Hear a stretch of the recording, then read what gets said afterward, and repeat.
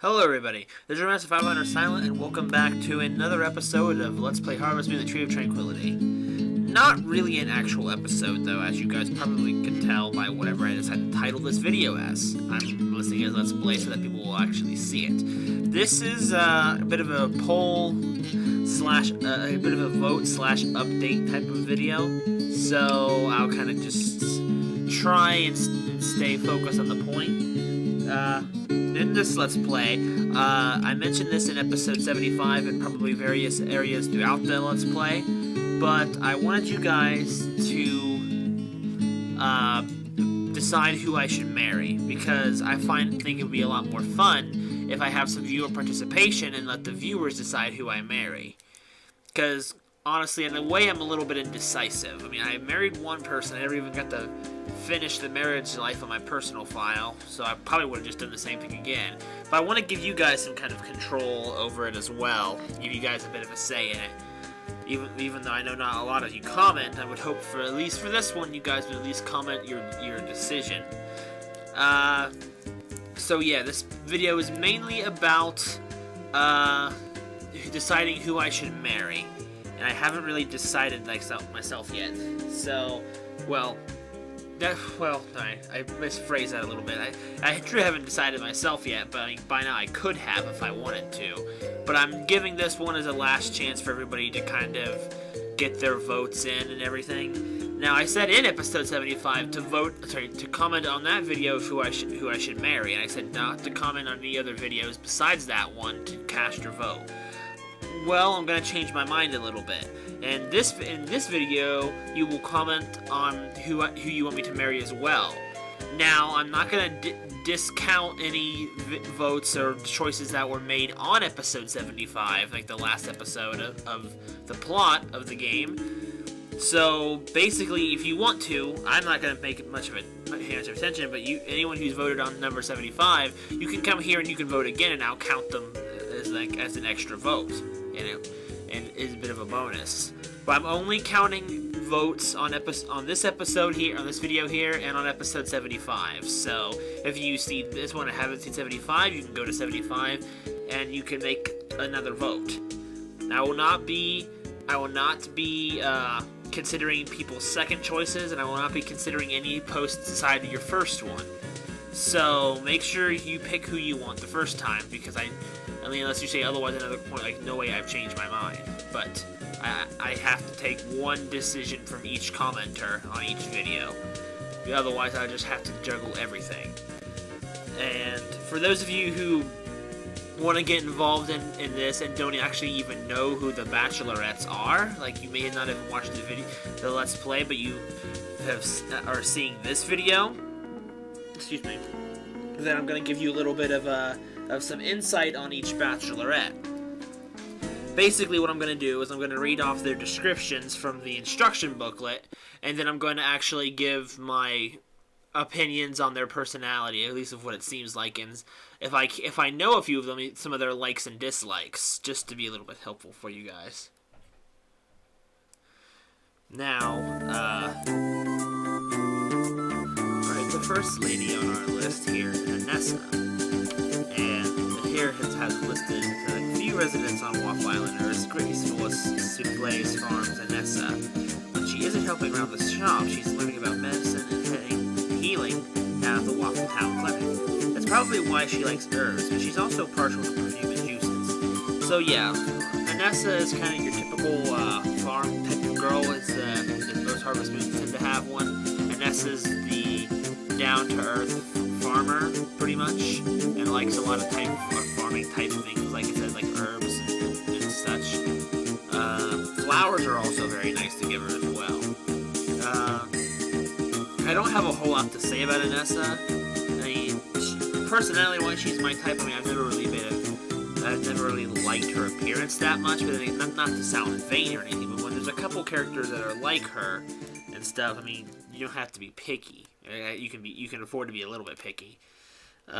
Next one is, who was next? I guess Kathy was next, so we'll go with Kathy. It says, you won't see much of Kathy unless you visit the Sunday Inn in the early evening hours. This is because she's working hard and taking customer orders. If it's not not time to work, she might be admiring the horses grazing up at the Brownie Ranch. She loves horseback riding. Kathy seems to be your kind of tomboyish type almost a little bit. Not overly too much, but I think of all of the characters, she's probably the most tomboyish of them all. I don't know a whole lot of things that she likes gift-wise. I believe cocktails are one type of thing she likes. So it's like you could buy a cocktail while she's working and just give it to her. Which, working in real life is kind of against the rules and stuff. And even if you're not interested in marrying Kathy, if you're trying to complete the whole game and kind of get everything for it, well, at least get everything you can. You'll probably want to get at least partway through Kathy's heart events, because one of them unlocks something interesting for the game that you can do.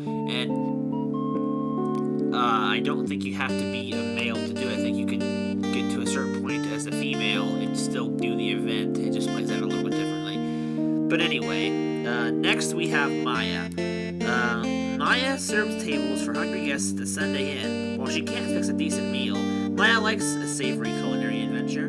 You might win her heart by giving her good food, but unless you have a cast iron stomach, avoid eating anything she attempts to cook up. Maya is the traditional sweetheart / terrible cook of the Harvest of this Harvest Moon game. Like I said, she likes a lot of foods, typically yam dishes or dishes that are sweets, cakes, or almost anything based off of fall food almost. She likes a lot of the autumn type foods. But also, I have kind of failed to mention it. Maya, actually, 4 of these 8 bachelorettes have a rival. And your rival for Anessa is Dr. Jen, which I actually forgot to mention. Your rival for Maya will be Chase, the cook at the Sunday Inn, which is, it seems like an interesting match for the two of them.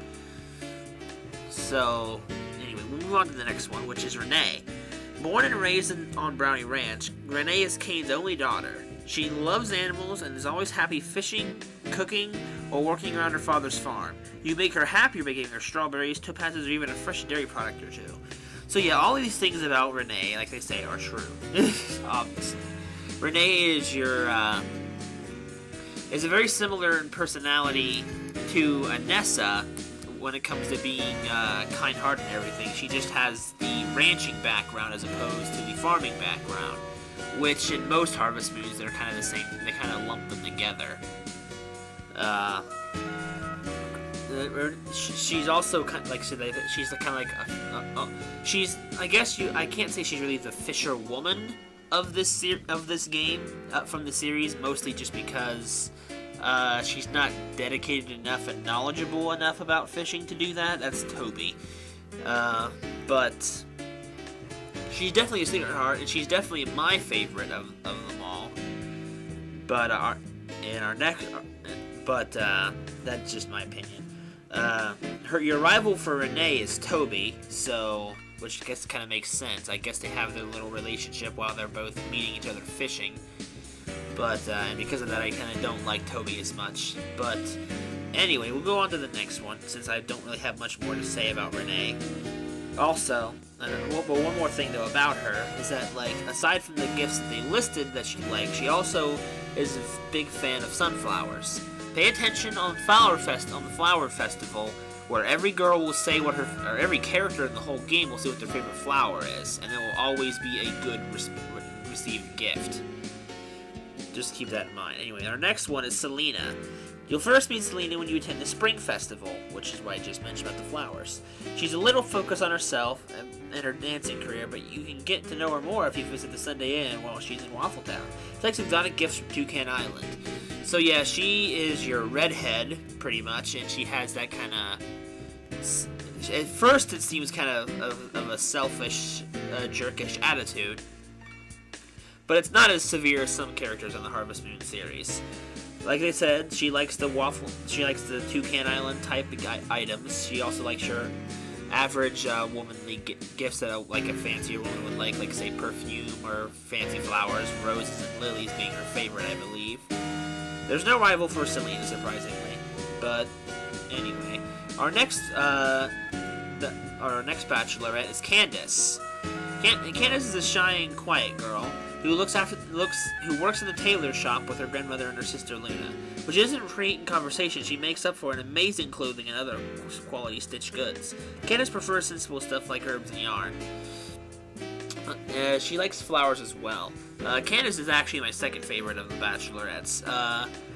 And she's awfully sweet, and she's like the very shy type. She's like, generally in Harvest Moon series, she's the librarian type. So, yeah, she's that. I seem to have a thing for that.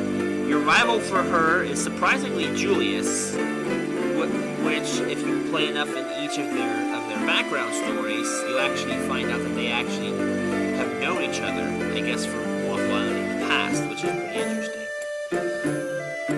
Anyway, our next one is her sister Luna. Luna might work in the tailor shop, but doesn't mean she has her sewing skills all sewn up. Candace's little sister is obviously better with the bookkeeping side of the business, and that's probably why she's frustrated or sometimes rude when you approach her. She doesn't seem rude, honestly, that often. She seems like every once in a while type of thing. Kind of reminds me of Rosetta from the Rune Factory series. I don't know a whole lot about what she likes. I do know she tends to like flowers, like a lot of the girls tend to do, but I don't really know too much about Luna. Interesting fact, in the Tree of Tranquility, in Animal Parade, she actually has a height adjustment in that game, and they make her about average height, maybe because some people were freaked out by her short stature, making her look like a little kid. Anyway, and our last bachelorette is Phoebe. It's a miracle that Simon can keep the general store in order whenever his daughter Phoebe is helping out. Once Phoebe's focused on a task, few people or events can distract her. You can take her mind off her work by giving her her rice, buckwheat noodles, and noodles. So yeah, buckwheat and rice dishes are some of her favorite items. I don't and almost any kind of ore that even like appraised or unappraised. That's some of her favorite gifts. Your rival for her is Calvin, the archaeologist. It seems people who spend enough time together end up kind of being together, it seems like in this game. Phoebe, I really wouldn't know how to compare her to an existing Harvest Moon character. Perhaps maybe, I really have no idea how to compare her. She's kind of, in a way she's unique, but I also don't really know a whole lot about her, mostly because I was never interested in her.